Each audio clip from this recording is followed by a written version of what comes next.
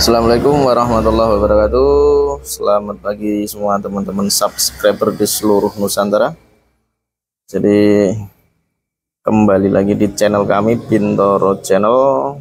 Jangan lupa like, comment, and subscribe, share video kami, mendukung channel kami biar menjadi channel yang aktif bikin konten-konten di dunia otomotif. Oke. Teman-teman semua, kali ini kita mau ngebongkar Vario 125.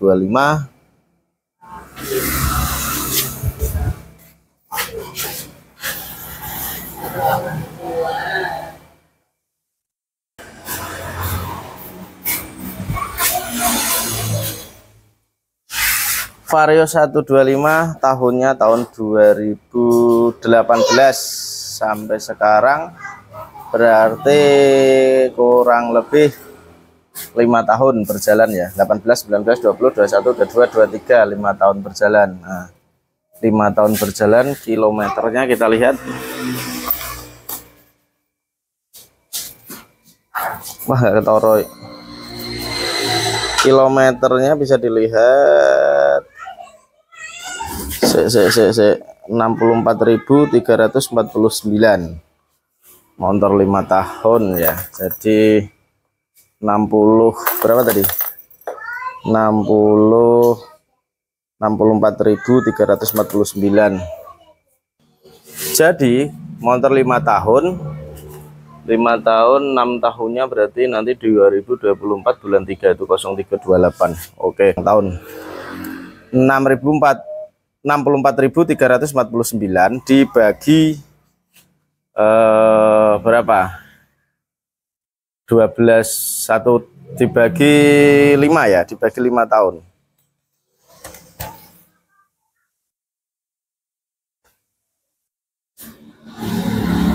Berarti setahunnya 12.000 dibagi 12, 1072 kilo. Nah, jadi pembagiannya seperti itu teman-teman. Jadi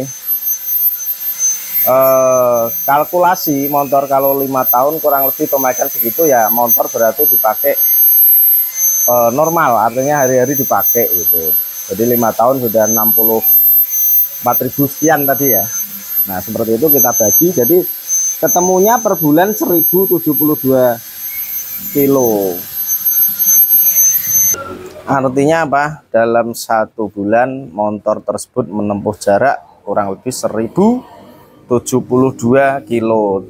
Akan tetapi konsumen ini mengeluhkan bahwa setiap penggantian oli pasti kurang, olinya itu kurang. Jadi konsumen ini tiap bulan atau tiap per 1000 kilo dia ganti oli. Jadi informasi yang saya dapat dari konsumen seperti itu tadi kan, setiap 1000 kilo atau setiap 1 bulan sekali diganti oli. Akan tetapi beberapa bulan ya, itu setiap per 1000 kilo bahkan nggak nyampe. Nah, itu konsumen ganti oli, ternyata olinya kurangnya drastis. Nah, dan informasi yang saya tangkap tadi, saya dapatkan dari konsumen, olinya itu ya tetap nggak pernah pakai oli yang biasa-biasa. Jadi konsumen ini per tiap 1000 kilo atau 1 bulan sekali ganti oli. Akan tetapi oli tersebut berkurangnya drastis, lebih dari separuh ya. Nah, lebih dari separuh karena Matic ini isinya 0,8. Kalau kurang dari separuh, 0,8 artinya 800 ya. Dari 1 liter ya, 0,800 berarti. Dari 1 liter ya. Jadi 0,800 separuhnya 0,8 itu alias separuhnya 800, 400 cc. Nah, 400 cc kurang dari separuh artinya bisa entah 200 cc, entah sekian. Memang sedikit ketika ditap. Nah, ketika ditap sedikit memang. Jadi sering berkurang untuk beberapa bulan ini. Jadi informasi yang saya dapat dari konsumen seperti itu tadi. Nah, dan akhirnya apa? Khawatir, takut nanti kelupaan atau takut nanti kehabisan oli, dan akhirnya masuk minta di overhaul. Nah, Dan informasi yang saya tangkap juga, tidak terlihat ada ngebul atau asap, ya kan. Apalagi motor baru dihidupkan dalam keadaan stasioner RPM standar itu, ketika langsam memang nggak terlihat ada ngebul atau asap. Mungkin ketika jalan, karena informasi yang saya dapat, konsumen nggak pernah ganti oli yang abal-abal, artinya olinya selalu terjaga. Mungkin ada ngebul ketika dibuat jalan, dibawa kayak untuk jalan, RPM di atas 3000, mulai 3000, 4000, 5000, karena gasnya tinggi, RPM tinggi, buat jalan nggak terasa atau nggak kelihat dari knalpot mengeluarkan asap atau ngebul ya, atau asap yang dari oli kebakar, oli mesin. Nah, karena apa? Di jalan nggak mungkin kita lihat belakang gini, lihat knalpot terus, ya kan. Satu itu. Yang kedua, kalau jalan ya, kalau nggak asapnya tipis, belum parah loh, asapnya tipis, pastinya tercampur dengan udara, kita jalan nggak kelihatan, jadi asapnya tipis. Nah, ketika ganti oli tetap masih ada, cuman lebih dari separuh. Mesinnya halus. Kalau langsam sebenarnya, kalau langsam seperti ini, nih knalpot ini, lihat ini dari sana, dari sana. Nah, knalpot nggak terlihat ada mengeluarkan asap, ya kan. Cuman ada agak sedikit basah nih, nah, hitam ya. Nah, nggak kelihatan kalau langsam. Coba tak gas.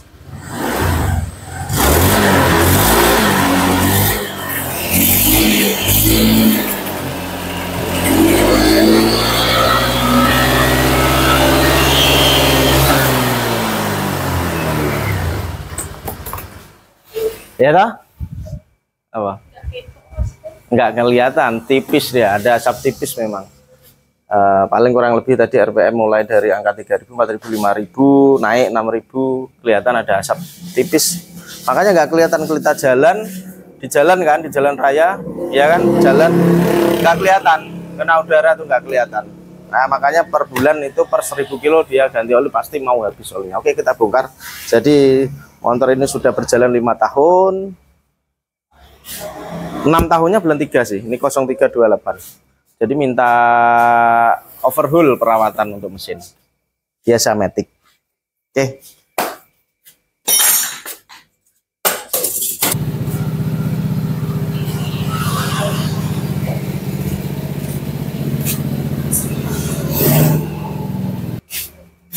Oke, kita lepas bodinya ya. Kita lepas bodinya. Kalau matic ini enaknya memang overhaul lepas bodi. Nah.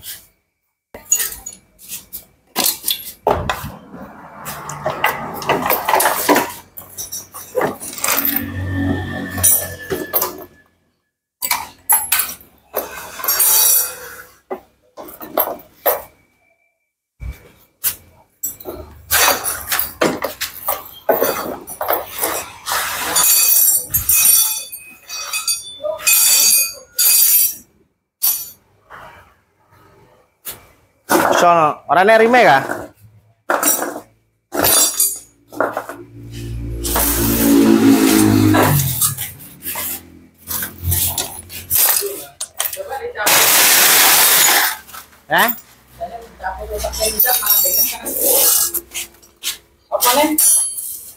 Urip ora motor iku?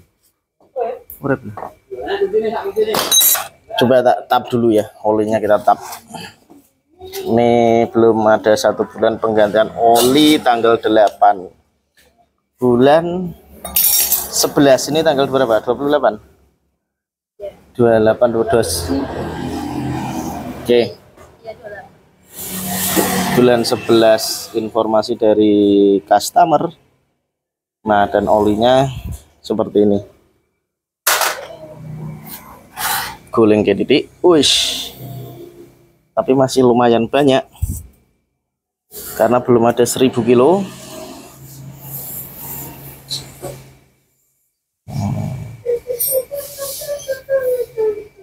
Kalau 800, 400 nih ada nih.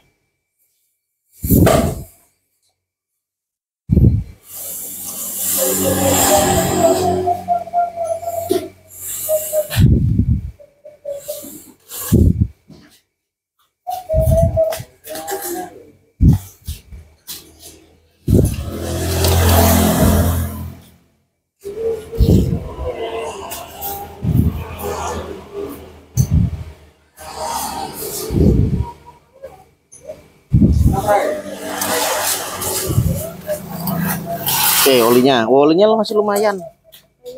Separuh ada. Ya karena belum 1000 kilo, masih berapa, belum ada 1 bulan, tanggal 8 kata informasi dari yang punya motor. Kurang lebih 600-an kilo. Tapi kan daripada macet nanti atau ada apa-apa biayanya lebih banyak. Jadi memang kemarin ada konsultasi sama kita kan. Saya sarankan mending di overhaul daripada nanti keburu macet duluan. Kalau keburu macet duluan biayanya lebih banyak. Nah seperti ini, overhaul.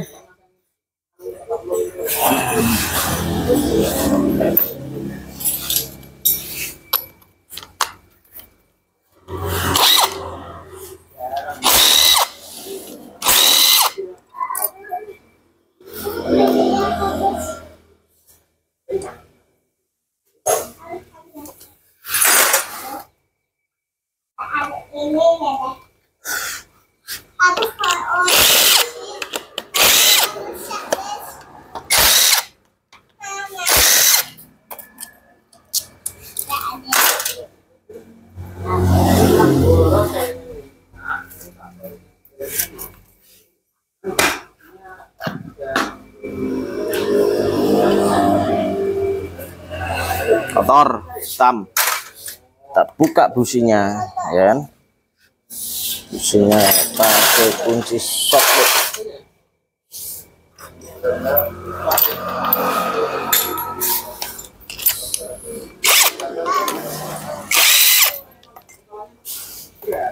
Nah, ini lihat.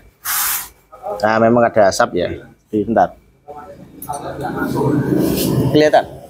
Kelihatan nggak? Nggak maksudnya nggak silau nggak gitu loh. Oh ya ngono. Busi kelihatan nih putih pucat ya, rata-rata injeksi keiritan modelnya nih. Nah ini kerak-kerak bekas oli kebakar. Nah itu, nah ini kotor kan. Jadi positif ngasep atau ngebul. Jadi warna busi atau kotor busi itu menentukan bahwa motor itu ada keluhan. Biasanya di keborosan minyak atau BBM, dan ada kebocoran oli mesin yang masuk ke ruang bakar. Nih contohnya.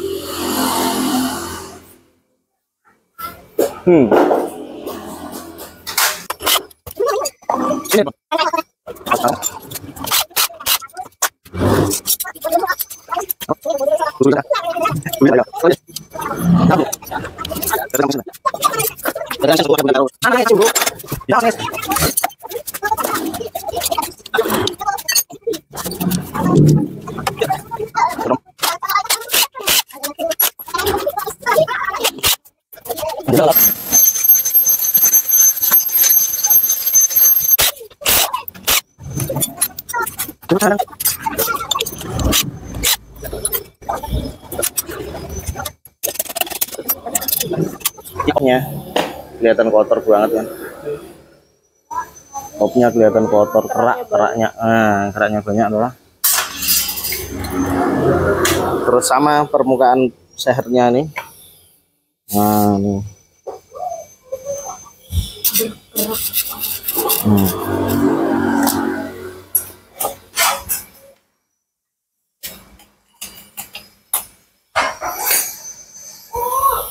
Jadi di motor ngebul bisa dilihat dari sini juga kalau sudah dibongkar, dari permukaan seher, terus di ruang bakar ini ruang bakar nih, klepnya ini kerak semua nih, kerak karbon, sisa pembakaran tapi tercampur dengan oli mesin yang masuk ke ruang bakar melalui apa? Nah melalui ini, nanti kita lihat kan. Buka dulu.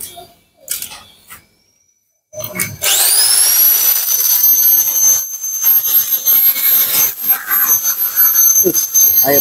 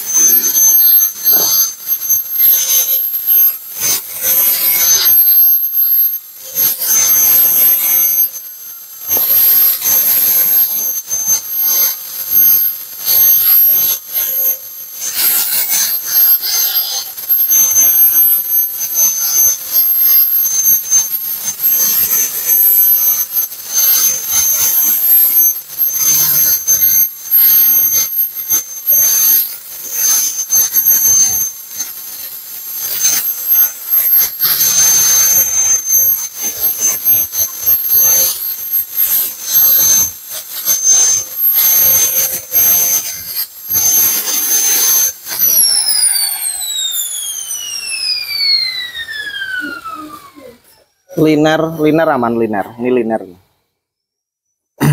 Tidak ada tuh luka atau gores, tidak ada gores sama sekali. Oh, aman. Oke. Jadi kita buka, ini piston, ini seher. Cedanor ini mah. Ini seher. Nah, ini belum tak buka ya. Ini kerak oli, film oli ini, lapisan film ini. Nah, ini tak buka coba.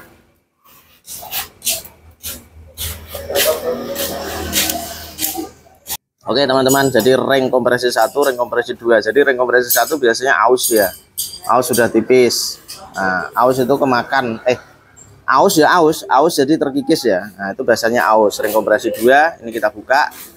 Nah, dan kelihatan juga sehernya ini keraknya sudah nyampe sini dan sudah sampai sini ya tadi ya. Nah, ini. Jadi fungsi dari ring kompresi 1, ring kompresi 2 untuk menahan kompresi atau tekanan ya.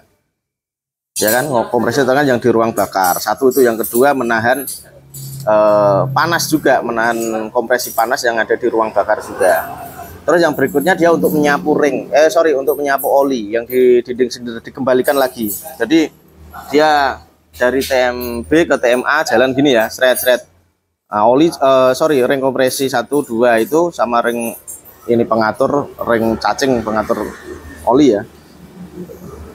Ring kompresi 1, ring kompresi 2 untuk mengembalikan atau menyapu oli mesin yang di liner ini, dikembalikan lagi ke bawah itu. Karena liner perlu pelumasan, piston perlu pelumasan. Kalau tidak ada pelumasan dia akan macet.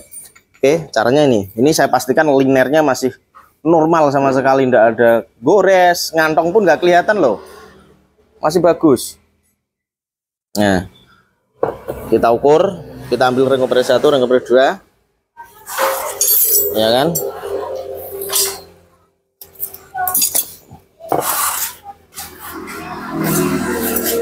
Oh, nggak penak sih Jo. Jadi ringnya sudah saya ambil. Ini saya ukur ring kompresi 1 dulu, ring kompresi ini tadi. Nah, kita ukur gapnya.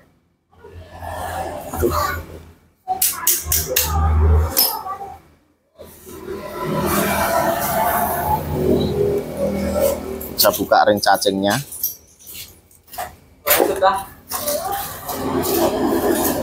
Nek klip-klip ngomong lagi. Klip-klip ora? Enggak toh? Sedikit. Oke. Ring kene iki, bila perlu diweki lampu ya enggak apa-apa. Nah. Oke. Ring kompresi 1 sudah saya masukkan. Lah, cara ngetesnya tuh jangan di ujung sini. Jangan di ujung sini, teman-teman. Jangan di liner yang di ujung.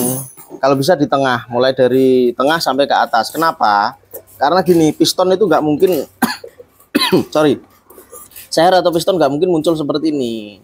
Dia presisi seperti ini di linernya ya. Jadi ring itu kurang lebih, ring kan di sini kurang lebih berapa senti ini dari ujung liner ini. Nah, di sini ini tempatnya.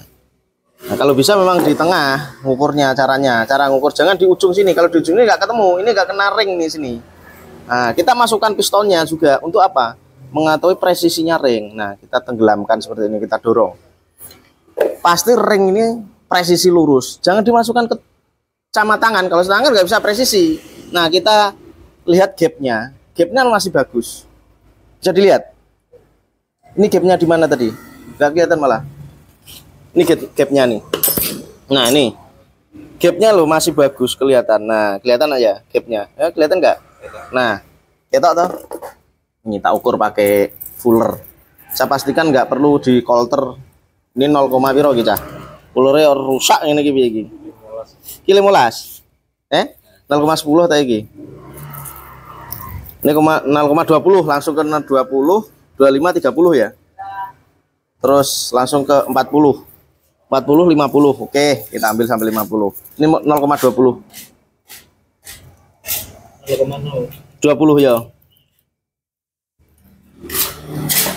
Enggak, 0, piro iki? 0,25. Wah, sorry. Ini 15, 20, 25, ya. Ini tulisan itu.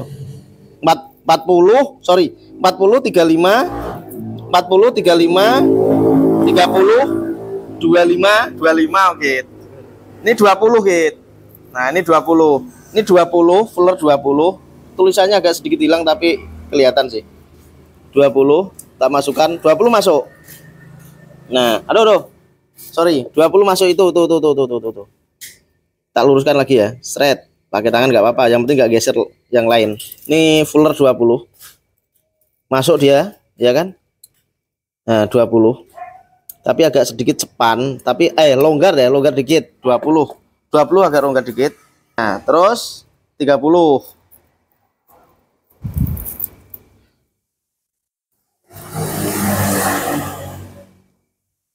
35 nggak masuk.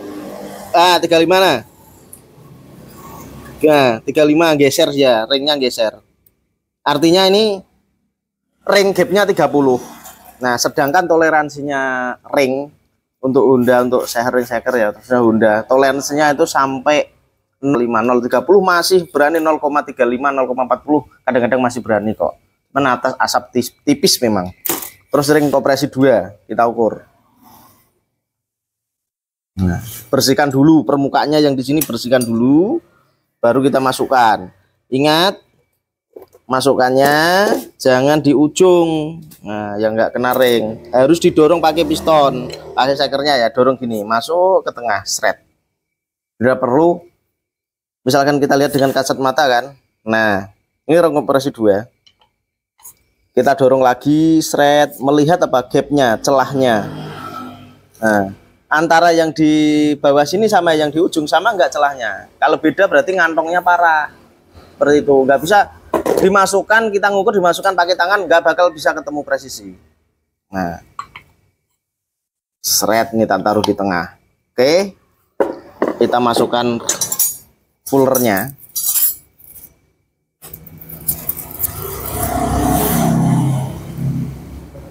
Langsung ke 30 aja. 30, 40, nah. Langsung ke 30, nggak kelihatan nggak? Ini loh.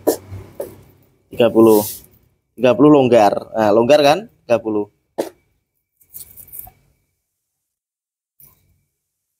Iki piro iki? 35. 35. Sepan. Dikasih 40 coba ya. Golek 40. Golek. Ini 40. 40 tulisannya kelihatan. 40. Nah, 40 kan? 40. Ini ring kompresi 2 ya. Sepan sekali. Nah, seret. Nah, ini sepan iki. 45 coba.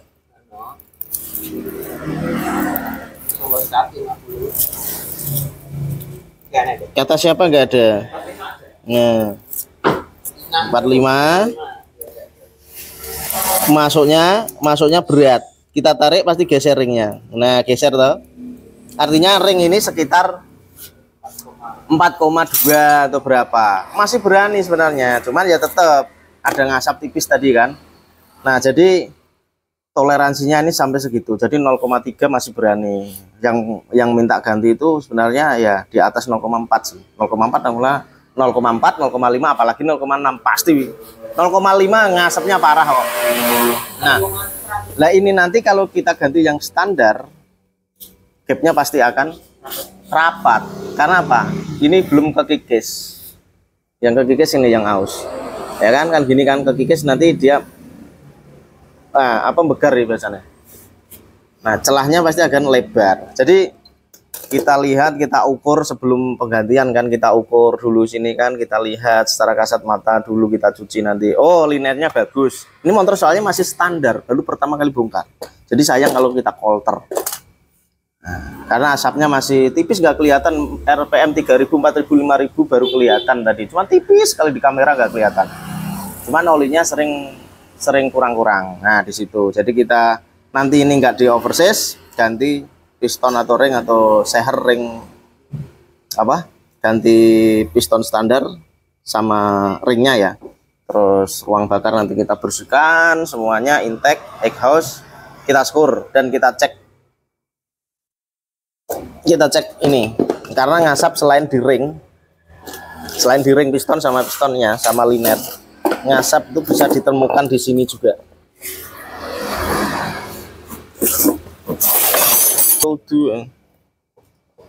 Kadang jauh ya. Iya. Piano. Ya ada yang ngarani piano. Sepian ini ya. Ngarep. Klepnya saya buka ya.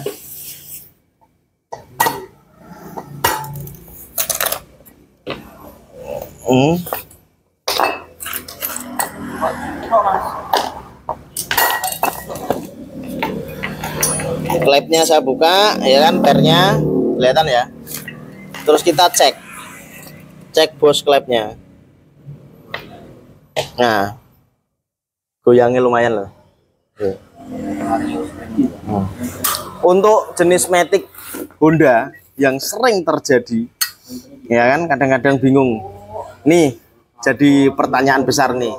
Ini kayak jenis Vario 125 yang sering kami temukan, apalagi 150 bos klep nih. Longgarnya di sini, nah.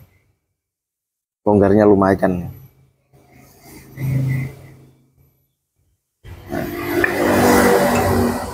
Terus yang in, kita lihat in aman, tidak ada kocak sama sekali. Jadi kalau kita mau ngetes bos klep, ngetesnya oblak gaknya jangan di atas gini, nggak boleh. Paling bukanya berapa derajat? Sini kurang lebih segini lah. Nah, kalau di sini nggak oblak, nggak kocak, aman. Kalau di sini kocak dia. Nah, itu nggak boleh di atas itu. Oke. Jadi sini.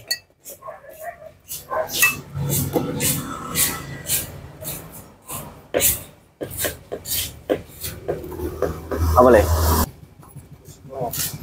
Oke. Bos klep. Kelemahannya memang di bos klep. Kalau umur kurang lebih 5 tahun memang ada ngasap ya. Misalkan nggak kehabisan oli, nggak ceket, cuma tipis-tipis dicek piston ringnya, ya kan, gapnya seperti apa, terus linernya kalau masih normal, kalau masih standar nggak perlu dinaikkan sis, diganti piston ring yang ukuran standar pula, ya kan. Terus diingat, nyasap bisa dari sini, dari bos klep, longgar. Nah ini longgar nih.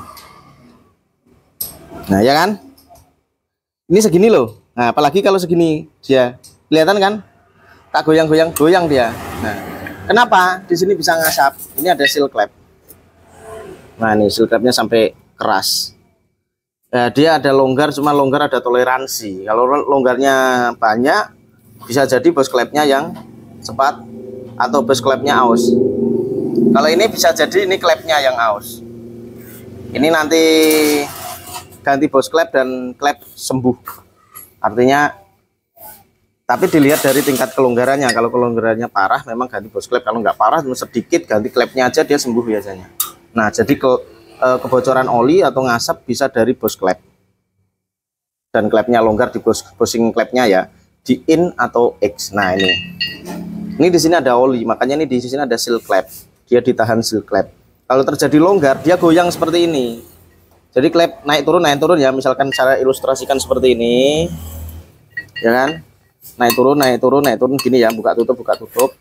Nah, karena gerakannya cepat, mungkin ini terjadi kelonggaran, dia ada geser kanan kiri. Makanya kadang-kadang selain bocor dia bunyi kemelitik gitu tuh. Di kop itu di head dia bunyi agak kasar dikit. Nah, dan seal klep wajib ganti.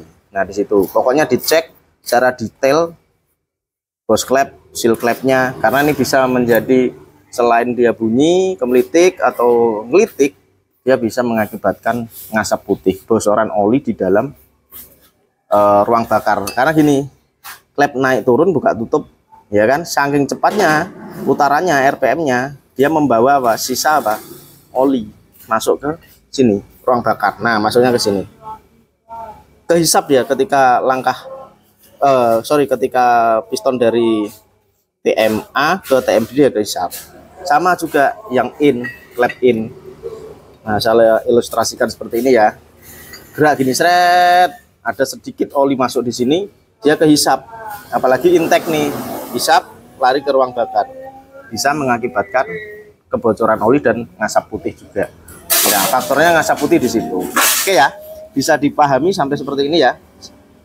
Bisa dipahami kan ya, sejauh ini bisa dipahami kebocoran oli sampai ke ruang bakar dari mana, dari piston ring, liner, atau dari bos klep di situ. Jadi harus kita periksa secara detail, tidak harus langsung bocor ngasap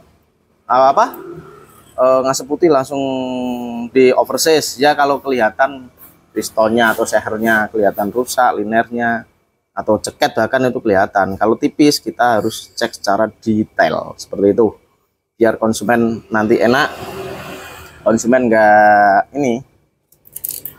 nggak terlalu banyak keluar biaya, sudah dibongkar dia apa kembali lagi. Jadi dua-duanya ini harus dicek secara detail. Oke teman-teman, semoga bermanfaat. Sampai ketemu lagi di tutorial kami yang akan datang. Assalamualaikum warahmatullahi wabarakatuh. Terus